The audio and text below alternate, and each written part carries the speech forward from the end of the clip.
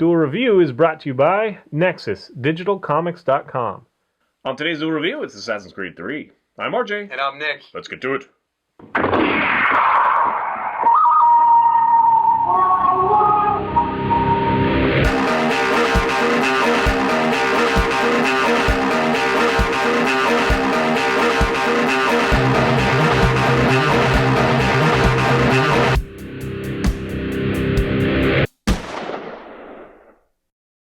Hey guys, welcome to Tuesday the 8th of January. We are doing Assassin's Creed 3. That's right. Latest and greatest in the Assassin's Creed 3, Ubisoft, of course, 2012. Much acclaim. People love it.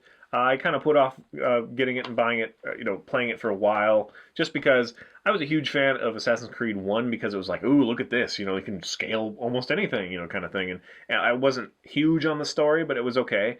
And the character was okay. I mean, it was the Middle East. I don't know. I didn't really compel whatever. The second one came out. It's like, oh, okay, it's Italy. And, that was a little bit more fun to me as far as the characters and stuff. And they did a good job where, they built on the frame and made it a little bit better, kind of thing. And there was a lot of fun stuff in there. And, of course, it yielded, like, the multiplayer and stuff with Brotherhoods, after it and all that stuff. So they got a lot of use out of Ezio and Assassin's Creed 2. And so Assassin's Creed 3 is another leap in time. We're in the, American Revolution kind of era, the beginning of our country.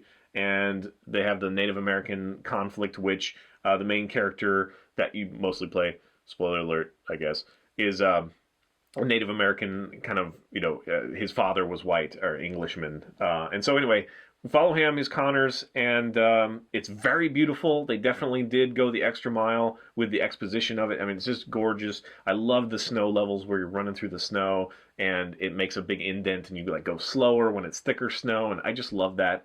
They added things like, the hunting and they have even more of a complex homestead function where you build your homestead by saving other people like craftsmen or whatever, and they move to your homestead and you just build a larger city, which, like Ezio, the second one had that, where you build the city. And the multiplayer is immensely fun, way better than it ever has been. The environments are just gorgeous, and that's a lot of fun. Now, I can't understand why people are giving it such high rating, though. As much as I appreciate all the new things they've done, like you steer a ship, and that's kind of fun. They have these mini games that are awesome, which I'll talk about a little bit more, I think. And then they have tree parkour that you can do now. You can run up trees, most trees, and that's pretty cool. But it suffers from so many little things, and then everybody is saying how long the first couple hours are, and it's true. It's really freaking long. And even though I appreciate that, they took the time to establish the character, and I understand all that, but all these other little things make it even longer, and it just gets so irritating where I don't even want to finish the thing. This is kind of what I'm talking about. In the very beginning, without spoiling too much, you play as a character, and you have kind of all the things that you're doing, and you go ahead and you have that experience, and it's kind of like Assassin's Creed 2. It kind of leaves where it left off.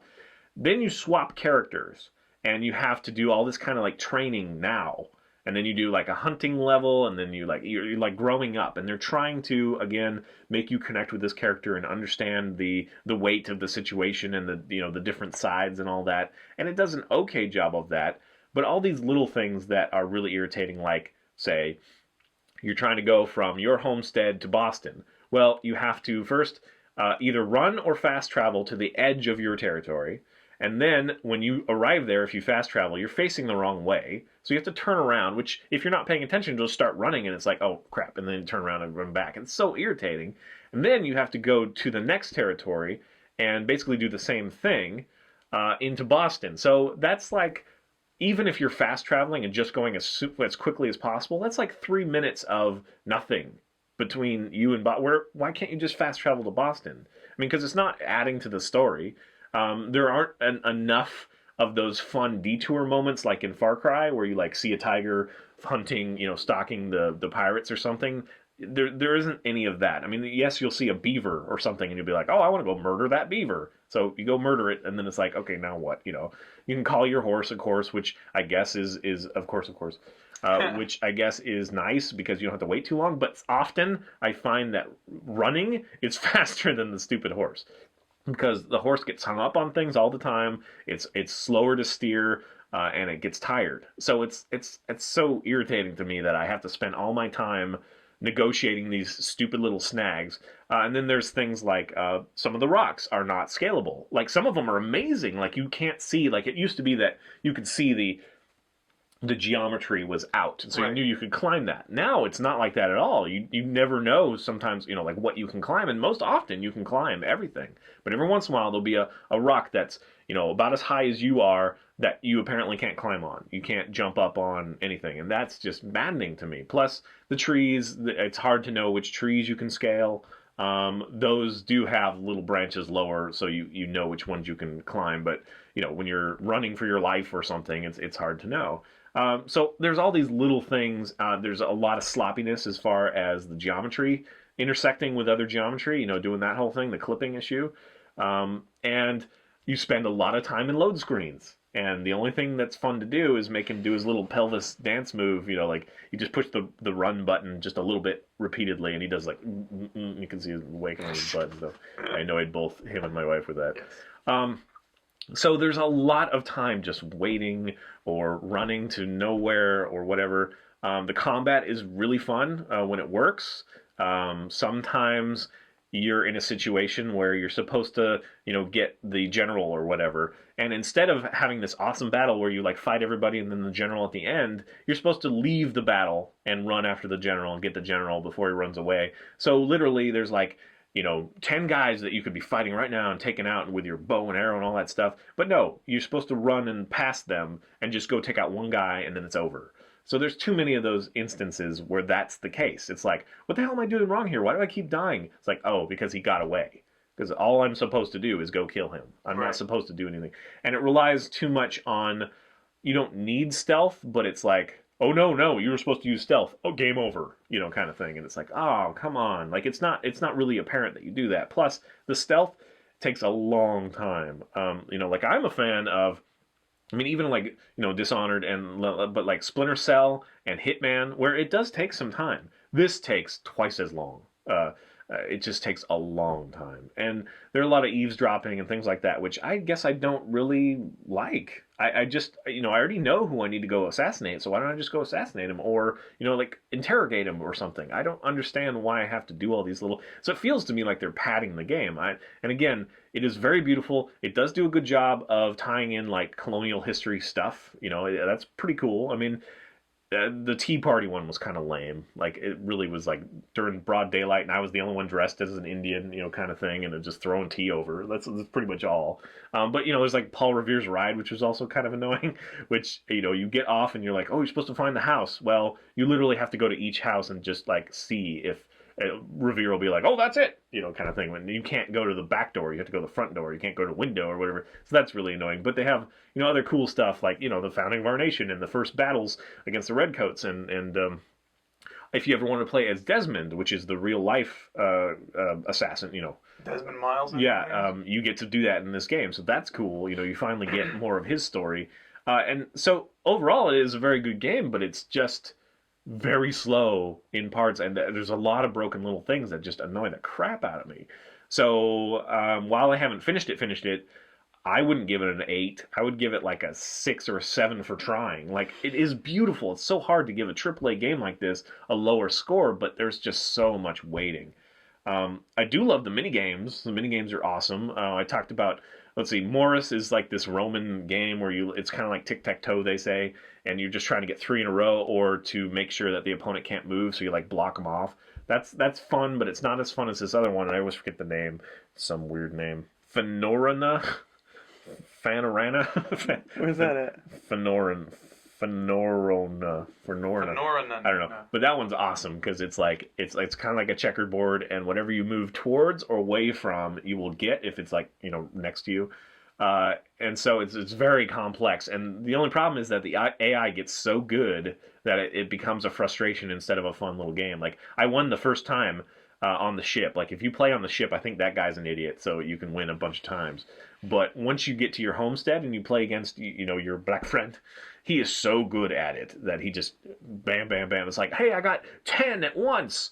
and then he's like, oh, well, you lose. You know, but it's a really fun game, and I just love the dynamic of it. And people are saying, oh, it's really complex. Well, I guess it's complex to win, because I think it's like chess where, you know, the best players know that, oh, if it starts like this, then I have to do all this stuff. Right. Or if it starts like this, you know, it's basically down to the first movement and who plays first. But otherwise, you know, it is fun to figure out, and it's not that difficult. You had a lot of fun playing that too. Yeah, I did. I mean, yeah. Yeah. So anyway, so the mini games are cool, and it's just there's just so much waiting. And yes, the environments are beautiful. I love petting the sheep and the cows and all that stuff. It's kind of fun. I'm just a dork. But I guess also like the arrows, like right off of Far Cry, and how much I loved that bow and arrow system. This one's crap because you don't even aim. You know, I mean, really, you basically have to draw your bow while the reticle is on what you want to shoot, and then you just push triangle, and even though the reticle's over here now, it'll still shoot it. So that's kind of like, that's stupid. But you couldn't control it anyway, so I guess I'm glad they did that. I love killing people with a tomahawk. That's freaking awesome.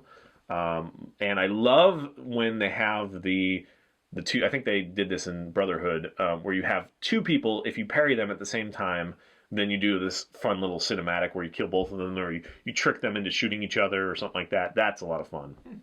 And the combat is very much more like Batman than it ever has been.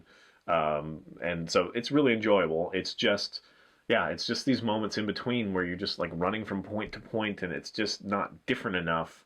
But I had that problem all along, so maybe I'm just the only one that doesn't like riding around on a horse aimlessly for 5 minutes. I don't know.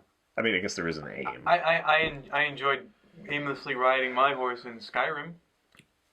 Did you? But things happen, right? Yeah, well, of course. You mean like you run into a dragon and stuff. This one, you run into a redcoat or something, and you can kill him if you want, and I guess that's fun. Yeah, okay. It's only fun the first, billion times you do it, but then the second billion is really bad. I never got into the Assassin's Creed series. I just, for some reason, it was like, do I want to play this, or do I want to play Prince of Persia? I want to play Prince of Persia, I thought. Yeah, I mean, that one's definitely more of a linear story kind of thing, and I don't know. The first one was great. The second one I loved, but I started getting a little bored with the formula. And then the other ones I kind of missed because there wasn't a whole lot of single-player stuff. And so this is my big foray back, and it is the most beautiful. It is awesome that you can run and jump on most everything. Climbing a cliff is awesome. But yeah, it's too long, and I don't understand why other people don't think that as well. Or maybe they do, they're just not talking about it. So anyway, you heard it from me here first. I don't hate this game. I just think that it's really slow and sloppy, a little bit sloppy. But beautiful sloppy. What can I say? It's like a beautiful like manwich or pie or something that it's all sloppy and you now just I'm hungry. I want like manwich and shepherd's pie. Or something. Oh yeah, Fat Sal's.